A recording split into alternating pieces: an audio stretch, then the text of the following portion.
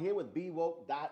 Well, of course, we're focused on 2018 midterm elections, trying to get you focused not just on the issues, but also on the importance of using the power you have to cast your ballot. Today, we'll be chatting with Erica Ash. She joins me right now, of course. You've seen her on television and in the movies, and so normally she's the wild child, but today she gets to be a little bit more sedate, if you will. I think. What's happening? Hey, how are you? Thank All you good? for having me. All good. Well, first of all,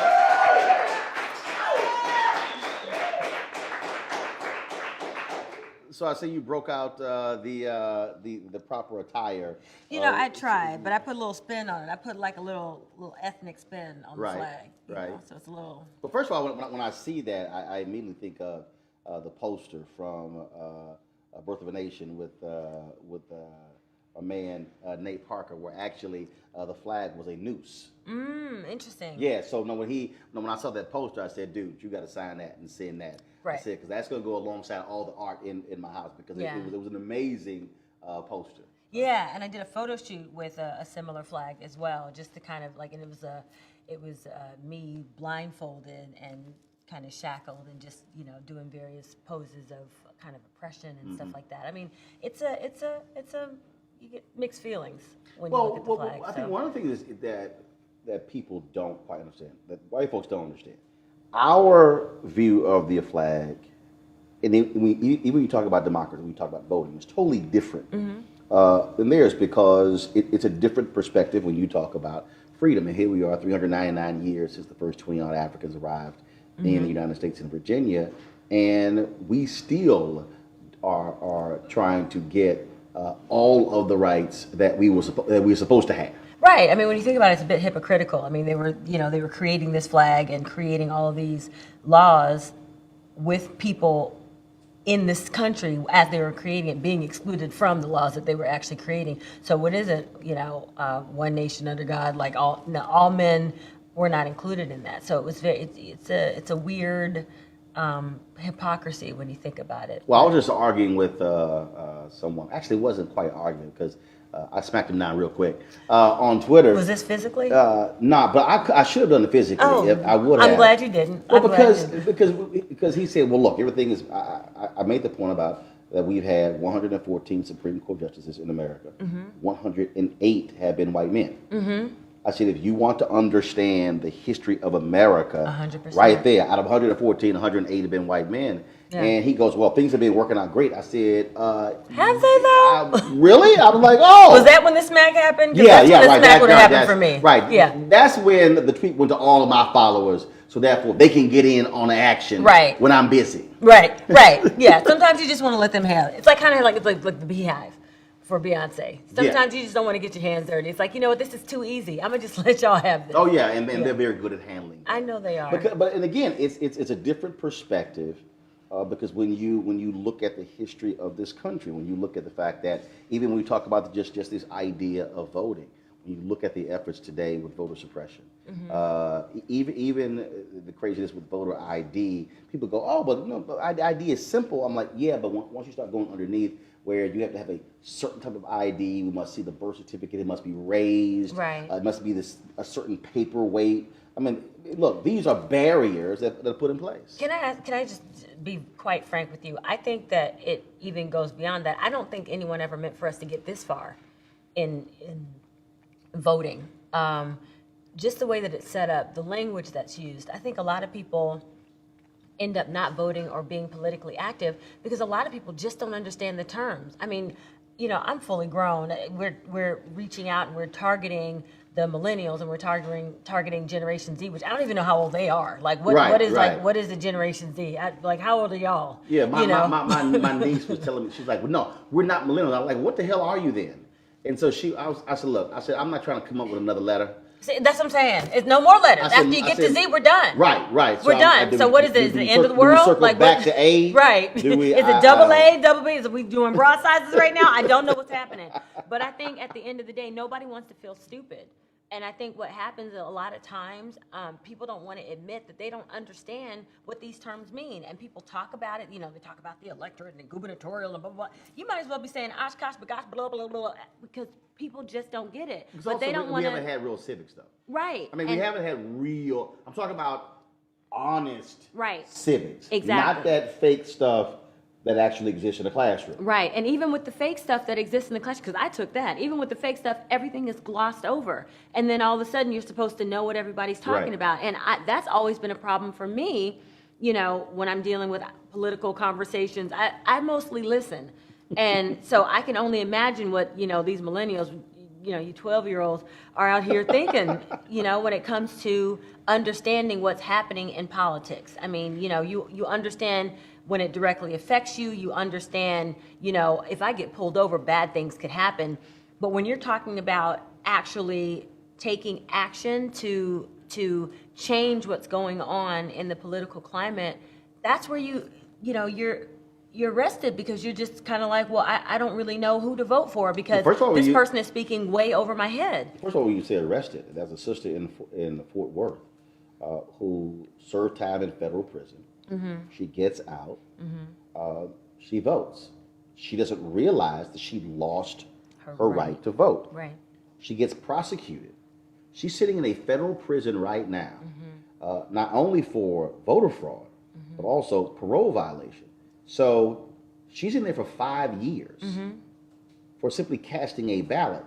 Now, we're going to spend an inordinate amount of dollars to lock her up for 5 years because she said, no one told me. And in fact, her probation officer testified that that there was nothing, wasn't like you got out and it was kind of like, oh, by the way, here's a sheet of paper. You can't vote. Right. She had no idea. 5 years she's sitting in federal prison right now in Texas. And there are a lot of people who are in that same predicament. They don't necessarily go out and vote, but a lot of people, they don't know if they can. They don't know what to do, how to do it, where to do it. They get, all these documents and pamphlets in the mail, but they don't really understand how to dig through and figure it all out. So I think, the solution, because I'm all about solutions, is figuring out a way to reintroduce that into the school system. We're talking to the generation that doesn't even write in cursive anymore. You know what I mean? Lots of things are switching. They can't read cursive. So, I feel like that's going to be the next step. The ballot's going to be in cursive. So then that's going to be another way to kind of rule us out. And that's going to be the new poll tax. It's all in cursive, y'all. Sorry, Generation Z, double A, triple D. I don't know what to tell you. It's, it's really unfair and it's really unfortunate. But there have to be hard steps in changing it around, because there's no point in sitting around. I'm never one to just complain. I don't like it. It just doesn't, it's not effective. Well, it's also, I think, walking people through. I mean, so one of the things that I've always done is utilize television and radio, and also social media to teach folks. I never thought about it that way until about a month before she died, Dr. Maya Angelou, when she was being honored, the National Portrait Gallery. I did an interview with her, and she said, "No, I said, "No, my brother and my sister are the teachers." She's like, "No." She said, "You're a teacher." She said, "I watch you. You actually teach." And I was kind of like, I never thought about it that way. But the reality is, to your point, the average person doesn't know. The reality is there is no affirmative right to vote in this country. There isn't. It was specifically set up that way. People think, oh, no, I have a right to vote. Actually, you don't. There's nowhere in the Constitution that says you have an absolute right to vote. We learned that in the Bush v. Gore decision, when then Justice Antonin Scalia wrote that there's no affirmative decision there. Now, it says on their constitutional amendments that say you as a woman and me as an African American can't be denied the right to vote. Right. But there's nothing that says, no, you absolutely have that right. And then it's not from federal. It is also, it's local. So you might live in a county. I live in a different county, even in the same state. I might have paper ballots. I may have punch. You might have electronic, because the rules are different. And so it's this whole convoluted system that confuses people, even to the point where if you lived in apartment A and you moved to apartment B, in most places you have to re-register because you literally moved right next door. Right, or right across the street, because you've changed zip codes. You've got, a different polling place.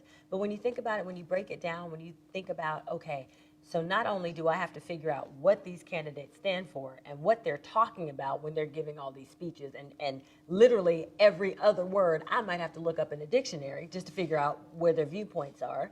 I have to also figure out, okay, I have to look at my history. Am I allowed to vote? Is there, will I be arrested sitting in federal prison because I cast this ballot? Then there's, well, what county am I in, and where do I go now to vote? And then it's, okay, there are all these others, all these different categories of people to vote for. It's not just the president of the United States. Right. It's just, you've got your governors, and you've got your senate, you've got your statesmen, like all these different things that you have to, and then all of those, all their platforms are not, they're not laid out there. Do you know what I mean? Like, you have to go and you kind of have to like put research. The work in. Yeah, exactly. And so there's a lot to do, and I think that it's overwhelming. Just say, you know what? Right. And it's much easier to just be like, you know what? There's too many things. We're going to probably have in the midterm elections more than half of the American population not cast a ballot. Yeah, but then I also have this other view where my deal is very simple. I use two versions. So one, I use one for mainstream television. I say vote or shut the hell up. But the other one really is vote or shut the fuck up. Right. Because I can't, because there's nothing worse for me than people who complain about a system. Because folks really don't understand that literally everything in our life is impacted by the ballot. Right. There's nothing in our lives that isn't determined by politics some way or another. Right. If you were wearing something that was actually exported from another country, it had to go through a particular procedure that was established by government. Right. Folk walk around, that's why I love all the Republicans who say, I want limited government. I'm going, good luck with that. Right. I mean, you can go, even if you decide to go live in the woods, trust me, you got to figure out, well, I'm living on federal land or am I living on some other land? Right. And that's also, I think, part of this piece where people go, oh, no. That none of that stuff matters anything in my life, when, oh, yes, it does. It matters a hell of a whole lot. Well, I want to go back to two things that you said. The first one, I definitely agree with Maya Angelou. You are the consummate teacher, and I think that's why so many people really, really love you, and why I'm so happy that you are actually a part of this BWOKE.vote campaign. And I think also in terms of us having so many less people voting in this midterm elections, I think that can be shifted, even if it's just, a few percentage points by things like this. Look, us that was getting a race. Together, us talking about it, because it's like double dutch. It's over. You're like, where do I jump in? How to jump in? You just try. Right. And even if you stop the ropes, you get back out and you try again. So but it actually does matter. Exactly. And people, but see, I think the hardest thing for people, they go, okay, I'm hearing about the Russians, I'm hearing this. Right now, Republicans hold a 1-vote majority in the Virginia House of Delegates. And the only reason they hold that is because that was in the last election, that was a tie. It was decided by a coin flip. Oh, wow. They ended up the exact same number of votes. Right. And the coin flip, Republican wins the coin flip. Wow. Keeps the seat, and otherwise the Democrats could have taken control of both chambers. A coin flip. Right. Right. So when somebody and that tells changed me the complete face of everything after that. my one vote is no big deal, Right. Obama wins North Carolina by 14,000 votes in 2008. That literally, if you break it down, the number of precincts, one per precinct. Right. One vote. Right. And folks go, oh, really? I'm going, yes. Right. You just don't understand how that can make the difference. Yeah, it really, really does. And I think, getting people together who are like-minded, right? If you don't know exactly what's happening, I think the first thing is don't be ashamed of that. Don't be ashamed to say, I don't really know what that means. I don't know what that term means. I don't know what this politician stands for. Even if everyone's talking about it, people are scared to get laughed at. Now, I'm the queen of no shame, as we know. Yes, we know. But I feel like a lot of people, like the ego gets in the way, right? Yep. And you don't want to be the one friend that looks stupid. I'm always looking stupid. But the thing is I'll ask questions. I'll say, Yep. you know what? I haven't watched TV this weekend. What happened? Talk to me. Right. So my friends now know. They're like, oh, Erica's come out from under her rock now. Let me explain to her. But I have to do that because I wouldn't know what's going on otherwise, because it really does get confusing. And I get like, Oh, yeah. it's overwhelming, and I get mind overload, and I just have to shut everything off. Look, I have other friends who are celebrities who, Michael Bivins, New Edition. So Michael called me, he said, dude, he said, okay, what's going on with this? Then what's going on with this? He said, hey, I'm gonna call you every now and then. So if I don't understand what the hell is going on, he said, I want to be able to ask you. And so there are other people as well. So they'll send me a text and say, bro, first they go, is this true? Right. And then it's, okay, what's the real deal with this? How major is it? And I'm kind of like, okay, boom, boom, boom, boom, hit them right back. They're like, okay, cool. Then move on. And my deal is, I'm cool with that because for a lot of them, they want to be educated on, and they say, look, I trust you're going to give me the information, and then I can take it from there. Now, that's when you also got to have my stuff together, because it can be running around quoting me going, Roland said, right. And then if it's crazy, like, that really didn't happen. Exactly. Then your Twitter followers are going to let you have it. But that's the thing. I think everybody needs 3 friends. You need that one friend that's not going to make you feel stupid because you say you don't know. The one friend who does know everything and can spout it out. I mean, like a Roland Martin Jr. And then you need that one friend to translate. I make it easy. You don't need to translate. Right, you do. You do. But those friends that's always like, oh yeah, well, you're like, girl, I know what you're saying. What? Talk to me like I'm a 5th grader. Break it down to me in simplistic terms so I know exactly what you're saying and exactly what I'm going to do about it. Okay, now somebody who's watching, they probably will say, oh no, that's not basic. What they don't realize is we, as a journalist, we are actually trained. Newspapers are written for 5th graders. No, that's not a joke. We literally are written. Al Newhart, of course, who's the founder of USA Today, used to be the CEO of Gannett. He used to always hate reading George Will with the Washington Post. He said, I don't ever want to have to read a newspaper and have a dictionary right next to me. He said, make it plain for the people. Now, Joe Madison, Sirius XM Radio, the Black Eagle, Joe go right to the heart of it. Joe go, you got to put it where the goats can get it. Now, who understands? Hey, none of y'all been to the country, so not a single one of the people that know what the hell I'm talking about. You talking Who to knows? the Z's, what does that now. mean? I'm from the country, so. Okay, when I say put it where the goats can get it, what does that mean? Make it as simple and as Not just make it plain. Where do goats eat? off the ground, the grass, Grass. floor.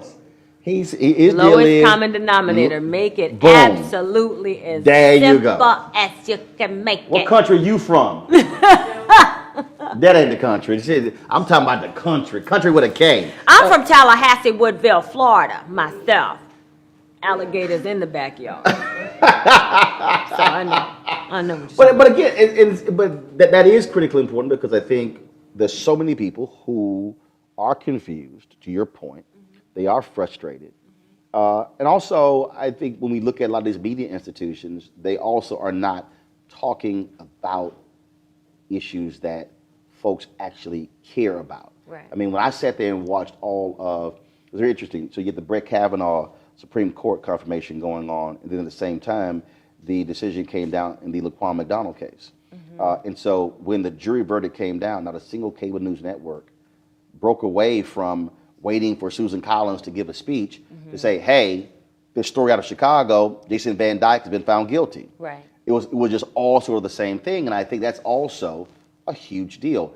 Are you talking about things that I care about and then putting it in a way where I understand how my life is impacted? Right. And also the side of it that matters most to us. You know, you could talk about the issues that are relevant to us, but you could skew it in a way that makes us sort of feel the way that you want us to feel about it. And that's what I think a lot of news outlets do as well. You know, it's whatever the issue is, they discuss it so that we see it their way, instead of making it plain, allowing us to make our own decision, or equally looking at both sides of it. You know, Fox, you're not going to, you know, I don't necessarily have to say the networks or the TV, you know, news Even though you said, outlets or whatever. you said like real quick, just slid it in there. Did I heard I? you. I heard you. Did I? Yes, I heard you. Yes. Yeah, the microphone picked you up. Yes. Oh, my. Yeah, we heard it. So sensitive. Everything here is so sensitive. But here's you the know what piece I though. mean. These are the piece though. So look, go beyond Fox. If you're Black and Latino, it's not like the other networks are doing a bang up job. Again, speaking to those issues that impact us in a much different way. Right. Right. First election you voted in, what was it? Gosh. Oh my gosh. Do you want me to be completely honest? No, I want you to lie. Yes.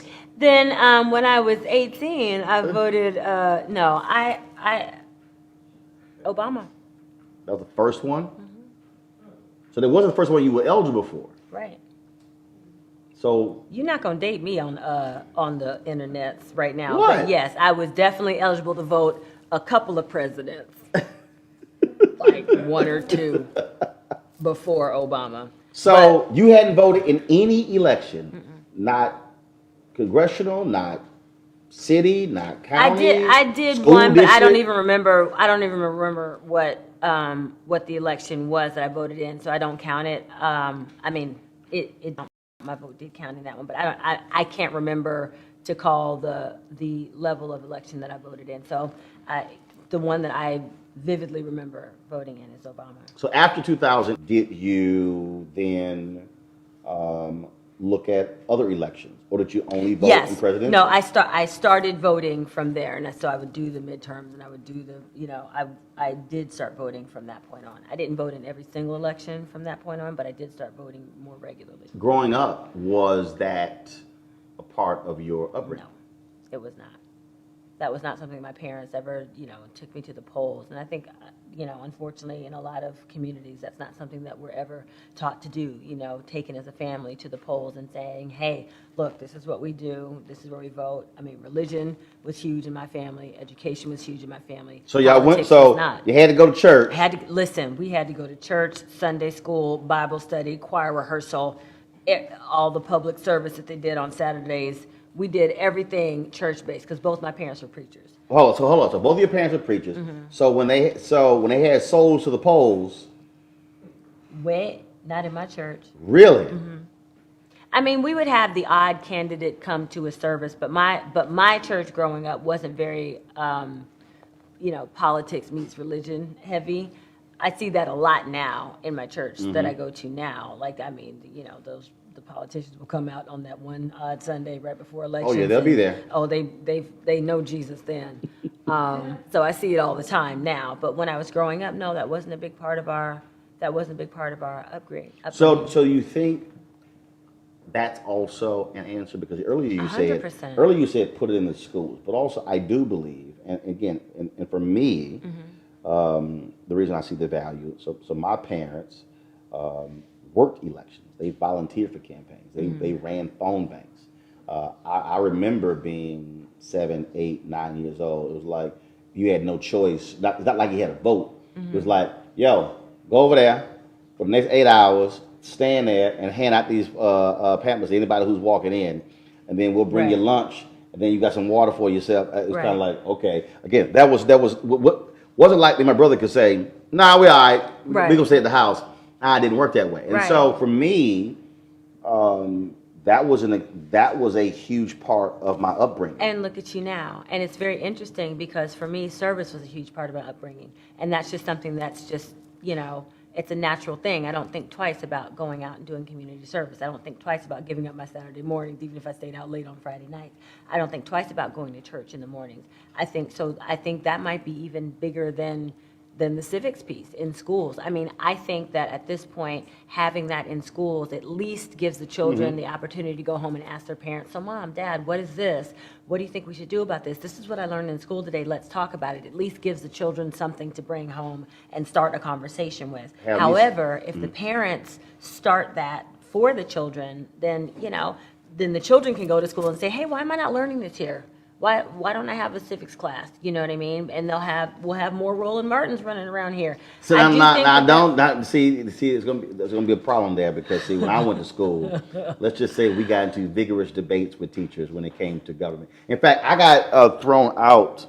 No, because it was a government class. It was 11th grade. Yes, me. Roland. Miss Joseph, I don't know why first of all, I don't know why, I don't know why she decided. First of all, here was the problem. She was wrong. Miss Joseph is watching this thing. You was disrespectful. That's what wrong. it was. She was wrong. She was absolutely wrong. She said, a person who's out serving as president can't serve more than 8 years. I said, that's not true. I said, it is true that they can only serve 2 full terms. But I said, if a person becomes president before the second year, I said they can continue. And she argued with me. I said, I'm sorry, the facts are right there. Lyndon Baines Johnson became president on November 22nd, 1963, when Kennedy was assassinated. The election was in November of 1964. I said he could have run for a second term, which means that he would have served about 9 years as president. I said, how are you arguing? So she was like, and I'm going, it's right here. See, and I bet you raised your voice just like that. I did. You're wrong, Miss Joseph. She was wrong. Saying, with all due respect, but these are the facts. It's about the way you present it. No. And she was mad because I busted her. And I bet you said that. You mad, Miss Joseph? You mad, Miss Joseph? So then she kept coming at her brother, and I said, okay. So I had like 103 grade in that class. And so we had a test. We had a pop quiz, and I said, you know what? I said, I ain't gonna take this pop quiz. I said, I'm just gonna put just 1, 2, 3, 4, 5, put a 0. And I said, and what's they gonna drop my grade down by 102.1?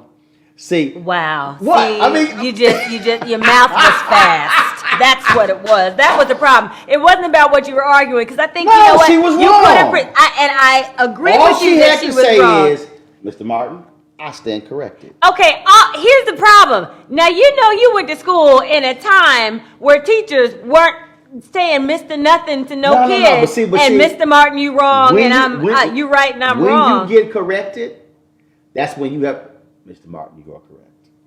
Listen, and you just would not leave with anything less than that. But your teacher Precisely. was old school. She wanted you to come at her in a way. She could be old school if she wanted to. That's bottom why line, you got she was kicked wrong. out. Bottom line, she was wrong. I'm sure she was, And but that's why you get kicked out. I was a well-read student. In government? I believe it. Look at you now. Government? Yes. Oh, hell no. We ain't going to sit here and just think. Well, you just basically answered the question right there. I mean, the way that you were raised, the fact that your parents took you to the polls, the fact that they did not make it a choice for you, they actually exposed you to that in a way. Then my dad watched about 5 hours of news a day. Like, matter of fact, growing up, there were a lot of TV shows I never saw the end of because we would have to turn 15 minutes before the news came on because he didn't even want to miss the promo. I was like, bruh, there's like a 2-minute break at like 58 and the news at 10. Right. We can watch till 58. Nah, I wouldn't do it. So, wow. I mean, so, you're right. No, so you talk about that. And in fact, what was interesting is when you talk about and I use this in speeches all the time, the importance of being aware of those things. We had I was in 11th grade, and it was career day, which we had no idea it was career day. And so we had two speakers who came by the class, and so one of them was an Asian woman. She was a municipal judge in Houston. And the other one was a white guy who owned an import-export business, but he also happened to be the former chairman of the Texas Republican Party. Okay. And so when it came time to ask questions, we sit in the classroom, and it's 30 plus students in the class, all black, and folks just like, I ain't got nothing to say. Let's just end this. And I'm kind of like, so y'all ain't gonna ask no damn questions. All right. And so I start hitting home with questions. And so this was when Reagan was president. I started hitting him with Reagan policies. And I know he was looking like, I don't know who the hell is the black boy sitting on that side of the room. Right. But he hit me with some policy questions. Right. And so so what ended up happening was I walked him to the next class. We ended up talking, and he was like, man, he's a pretty bright student. His daughter was at TCU, Texas Christian University. He said, man, they could really use a student like you, but they were proud of him. Like, I ain't going there because we ain't got private school money. But what ended up happening was he had called my parents at night. We stayed in contact.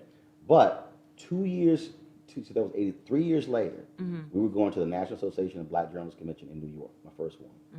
And we were broke as hell, like broke. None of us had money.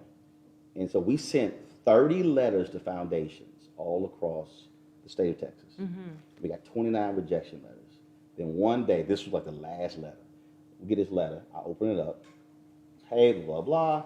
Glad to see that you're still involved in journalism. Encloses a $1,000 check from our foundation.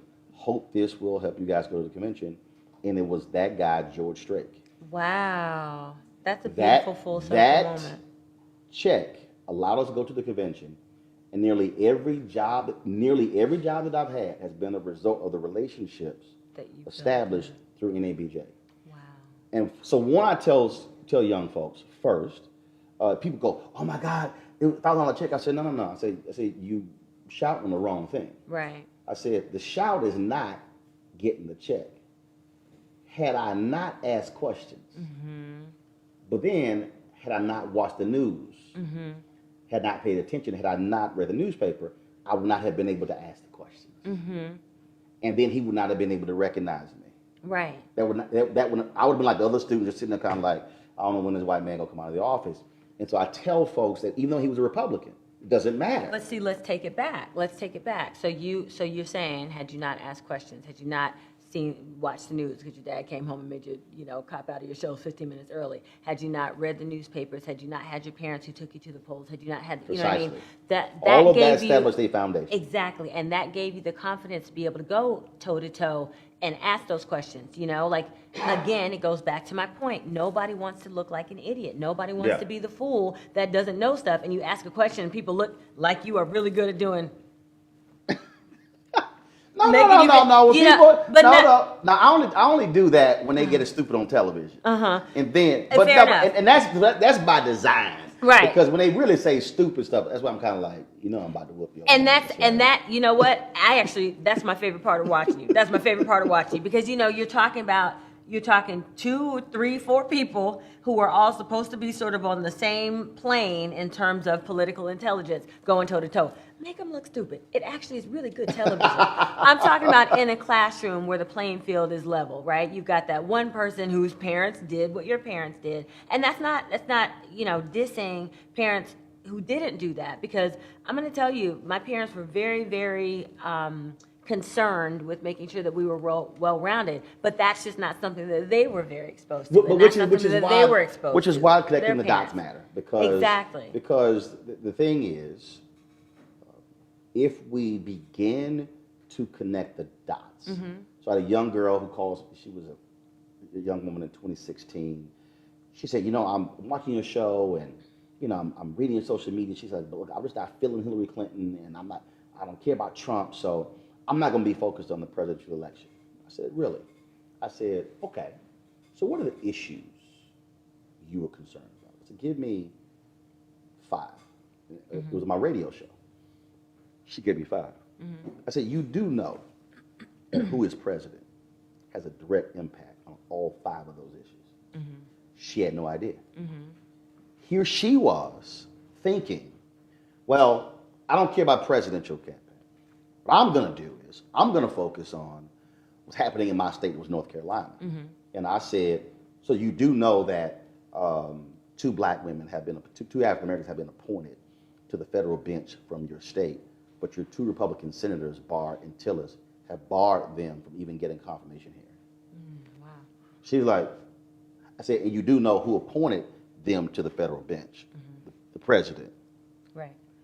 And so she's like, really? I'm going, yeah. So I begin to walk her through, trying to get her to understand that you can't just take off that election because you say, I don't like either candidate. And people get caught up in this whole thing of, well, lesser of two evils. Here's the reality. Somebody is going to win. Right. One or the other. Right. You better make a decision. Okay, I don't like neither one, but I like that one a lot less than that one. Right. You got to make that call. Absolutely. And not act as if it doesn't matter. Absolutely. And that's also, I think, one of the hardest things to people, because there were a lot of young black folks who in 2016 were mad with Hillary Clinton about the super predator comment, mad about any number of things, and they said, oh, she's the same as Donald Trump. Are they saying that today? Exactly. Nah. Exactly. But you just gave the consummate cop-out. You know what I mean? It's the child who's bogged down with homework assignments from 3 different teachers. They look at it and they can either say, okay, I'm going to get me some Kool-Aid and a cookie, and I'm just going to dive in and then just start and see how much I can get done.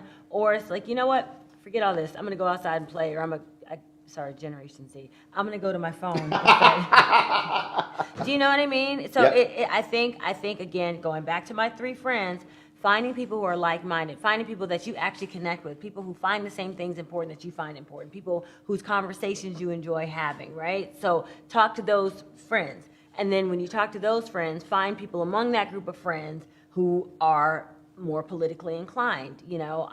I'm glad we're friends, because I'm just not, but because of friendships like yours, that's what made me figure out that my vote did matter, and that it was important for me to vote and get out there, even if I wasn't doing everything, perfectly, just trying, and then learning from the mistakes, whatever mistakes that I made, and trying again and getting better the next time that I went out to vote or to speak about something, political. And I think that having that's the start. That's the way that we do it, because we can't go back and undo, I can't go back in time and make myself be at the polls when I wasn't. So that's where the civics piece comes in. But I can start now, and that's what I started when I started, and now I'm a part of more political drives to get other people to vote. I'm not the world's smartest when it comes to politics. I'm the first to admit that. I'm not even the second or third. But I'm trying, and I think that's really the message here. Get out and vote, because it does matter. Your vote absolutely matters. And you made a really great point. I mean, you may not know exactly every nuance of a political candidate's platform, but you do know that you like what this person's saying, maybe a little bit more than you like what this person's saying. There's a vote. Vote for the one you like a little bit better. And then the next, as you get to know them a little bit more, and next time you get to know them a little bit more, maybe you get to know a little bit more about this person, start having those political conversations, even if you don't understand everything that's being said, even if you don't understand every term, surround yourself with it. When you were a kid and your parents took you to the polls the first time, you didn't understand what was going on. You just knew this is something that you had to do, and you'd rather be out climbing trees with your friends.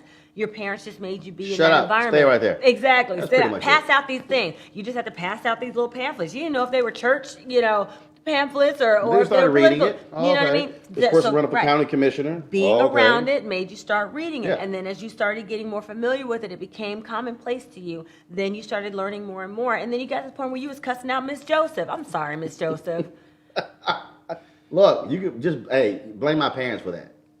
Blame them. They didn't beat you enough. And then of course the problem is, then I got all these P's and U's in conduct in school, because you really dating yourself, because I don't care. I got P's and U's, and then of course then get my ass whipped when I got home because I was talking so much in school. But see, now my parents are retired, living in my house, And the car they have is paid off. So they can't talk back either, so you just mouthy all the way around? No, because of the money I make now talking. So now my dad's like, don't stop talking. Right.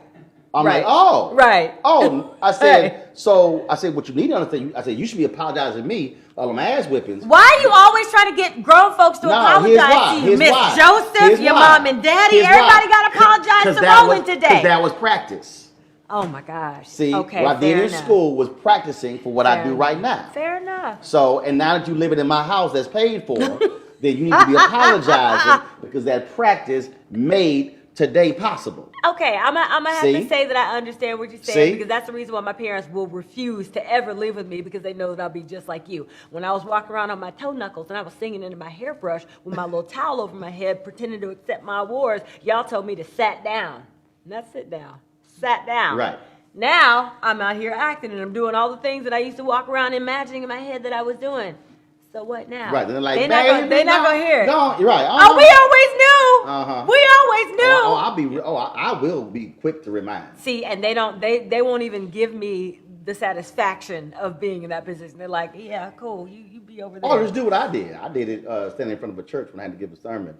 And my dad had to go back to my brother's house to get more copies of my books because we sold out at the first service. Oh. And so when he was walking in, I told the story on the microphone about all the beatings and everything. So he couldn't say nothing. There was about 1,000 people sitting right there. Right. So, yeah, I told the story. I don't care. When you got the microphone, you're in control of it. That's right. A couple more questions. Okay. When you talk about issues in public policy, how do you use your platform in terms of the work to speak to these issues? The legal show you did on BET. Yes, in contempt. In contempt, you dealt with real life stuff, dealing with the criminal justice system, dealing with just the lack of public defenders, how hard it is, lack of resources. Anybody who watched that show should understand that wasn't fiction. Yeah, you had these elements that were comedic, that were entertaining, but the reality is what you were dealing with is what is actually happening in our world. Yeah, it wasn't fiction for today, and actually the cases that I did cover in contempt were specific cases that our showrunner represented or colleagues of hers represented, which she was the New York Public Defender's Office. So yes, they were real then, and they are today. I think it's been, I don't want to date her, but I would say maybe 20 years since she was, in the New York Public Defender's Office. And those are the same issues. I mean, you literally can turn on the TV and match, which case is happening for which news story being covered. The one thing that I did do as a result of that was I joined the Innocence Project and became an Innocence Ambassador. I learned a lot from my show, and I think that it's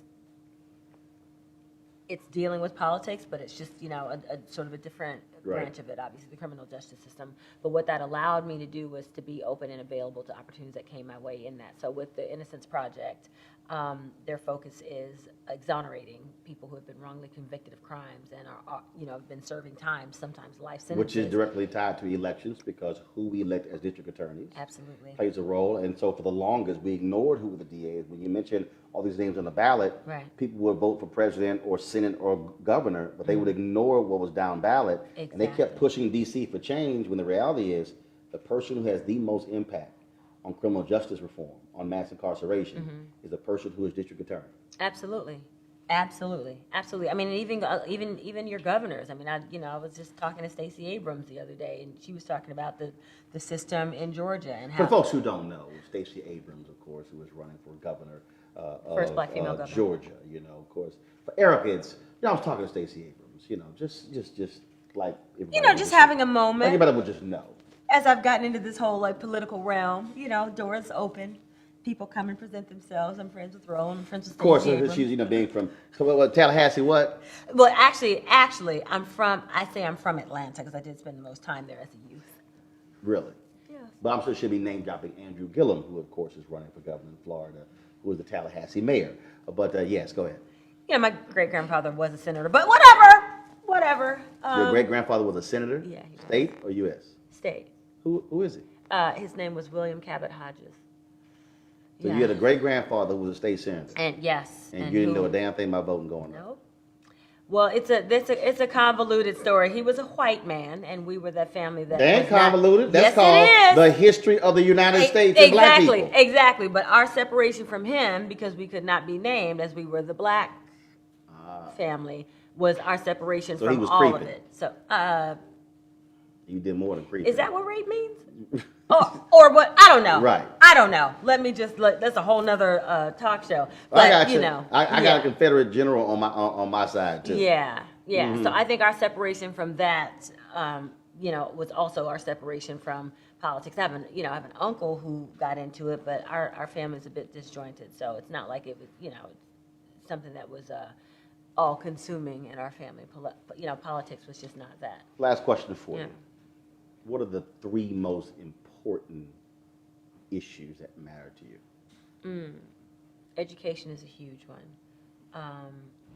I am really, really bothered by the fact that, your education is directly based on the area that you're from and the level that you're allowed to receive. That really disturbs me. The criminal justice system, obviously. There are far too many people of color and people in general. Nobody deserves to spend a day in prison for a crime that they did not commit. The fact that people are spending anywhere from, 1 to 30 plus years in prison for crimes that they didn't commit, and then when they're released, they're not properly compensated for the time and their lives that have been stripped from them. So criminal justice, and the third thing is equal pay for women, which is unfortunately still an issue today across the board for women and people of color. It's such a set thing, and nobody does enough to make sure that it's absolved. So those are the 3 issues that. All right. Really So last thing here, we're going to do a test. Oh, God. Oh, yeah, you're going to school. This is the last thing here. And so I did a panel at the NAACP convention. Okay. And everybody on the panel failed. So just letting you know. Well, so good. Thank you for making me feel better. Okay, I'm just letting you know that in advance. So let's say you roll upon a Gen Z, a Gen Y, a millennial, a Gen A AA, 13-year-old. whatever, but somebody who is either first-time voter or they haven't voted, or even if they are 30, 40, 50, 60, you've got 30 seconds to explain to them why they should vote. What do you tell them in those 30 seconds? Go. Okay, your right to vote was really hard fought for, and it was hard won by your ancestors. There are people who absolutely died. They died for the right for you to be able to vote. Anything that you are dealing with right now, from the way that you are treated in your school systems, to the amount of money your parents have to pay for that school, to how you're treated when you go to the doctor's office, to the amount of insurance that your parents have. When you see your parents arguing over bills, those are things that can be affected by the fact that you vote. And if you vote, all those things can change. And every single vote matters. What else do I want to tell you? I don't know, because you had 40 seconds. Huh? 40? You had 40 seconds. Oh my gosh. Okay. All right. So it was 30 seconds. That was the test. The test was to do it in 30 seconds. wow. I thought you here. Let me tell you why that test is unfair, and this is why I would vote you out as teacher. Because you looked at your watch indicating you were going to tell me when my time was up. You didn't say you have 30 seconds, time yourself. No. You said you have 30 seconds, go. See, that's right Normally here. when that happens, That's right here. No. here's So, precedence. okay, Let's go back to hold on. precedence. So you got a watch on? No, I don't. And Okay. that's something that you All should right. have asked Hold me on. whenever. No, it's all Okay, good. fine. All right. Tell me when to go. Let me tell you something. No. Take You the watch. can't create No. the test. Take the, no, here's And the deal. then No, I'm going say, to. you know I'm what, you going to take it, show now you fail. Now I'm going to take it. You created the test. Take That's the watch. an unfair advantage. Take the watch. Again, reasons why you should No, vote. People are given unfair I advantages am- in this world, I'm and in going- order to change that and to make the playing fields the level, watch. like he's showing us right now, you need to get out there and vote. Take the watch. Be woke, not vote. Take the watch. Take the watch. Tell me when to go. I'm looking at this camera right here. Go. Why should you vote? Because Freddie Gray can. Why should you vote? Because Trayvon Martin can. Why should you vote? Because Laquan McDonald, Rakia Boyd, Ina Jones, they can't vote. Your vote can make the difference on any issue it matters, but you have to actually use it. I'm going to tell you something. That was less than 30 seconds. I'm you just saying. timed that. I'm just saying. And I'm just saying. He timed that. And I'm going to keep you watch. He timed that in the mirror. I just want to let y'all know how he timed that in the mirror before he came here when he knew he was going to create that bogus test to trap everybody. Let me tell you something. This is what happens. This is what the government does. They set up these random tests, right, to perpetuate this voter suppression and this voter disenfranchisement, just the way you did with this test. If you can pass this test, then you can vote. But they already know the answers to the test. No, that wasn't literacy test. So they give you the test. No, they give you the test. Here's the thing. The answer, if he had said to me, if he had spelled it out the way that you want things to be spelled out to you when it comes to politics, if he had said to me, Erica, I'm going to give you a test. The test is convince someone to vote in 30 seconds. Do y'all think she's protesting too much?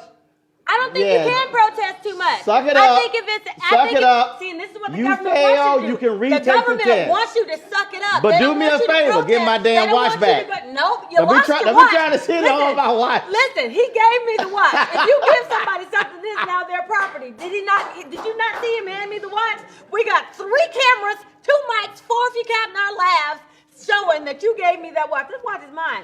But my point is that the government wants to shut us down. They want to keep us quiet. They want to say that the issues that matter to us don't really matter. That's what he's showing us right now. He just gave me a bogus test that he already knew the answers to and said, oh, you failed, I passed, I win. That's basically what the issue boils down to. You just brought it down to you just made it fodder for the goats. That's what you just did. All I'm saying is this here. This is why we did the test. What often happens is we say people died for your right to vote. Mm-hmm. That's great, but we got to make it relevant to a person today. So if they're out there protesting about these black men and black women who've been shot and killed by cops, I'm not going to bring up Jimmy Lee Jackson, who was shot and killed in Selma in '65.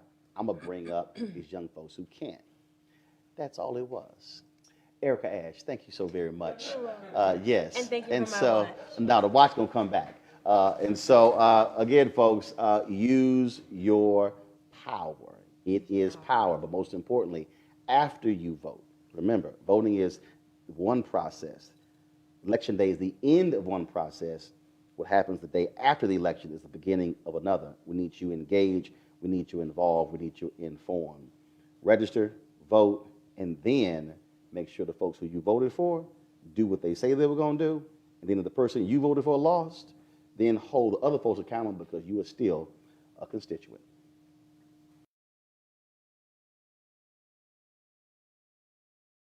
Hey fam, you want to check out Roland Martin Unfiltered? YouTube.com/Roland S. Martin. And subscribe to our YouTube channel. There's only one daily digital show out here that keeps it black and keep it real. It's Roland Martin Unfiltered. See that name right there? Roland Martin Unfiltered. Like, share, and subscribe to our YouTube channel. That's youtube.com/Roland S. Martin. And don't forget to turn on your notifications so when we go live, you'll know it. Hey fam, want to check out Roland Martin Unfiltered? The blackest show on all of digital, cable, and broadcast. Check out our audio podcast. There's only one daily digital show out here that keeps it black and keep it real. It's Roland Martin Unfiltered. Press play. You want to support Roland Martin Unfiltered? Be sure to join our Bring the Funk fan club. Every dollar that you give to us supports our daily digital show. There's only one daily digital show out here that keeps it black and keep it real. It's Roland Martin Unfiltered. Support the Roland Martin Unfiltered daily digital show by going to RolandMartinUnfiltered.com. Our goal is to get 20,000 of our fans contributing $50 each for the whole year. You can make this possible. RolandMartinUnfiltered.com.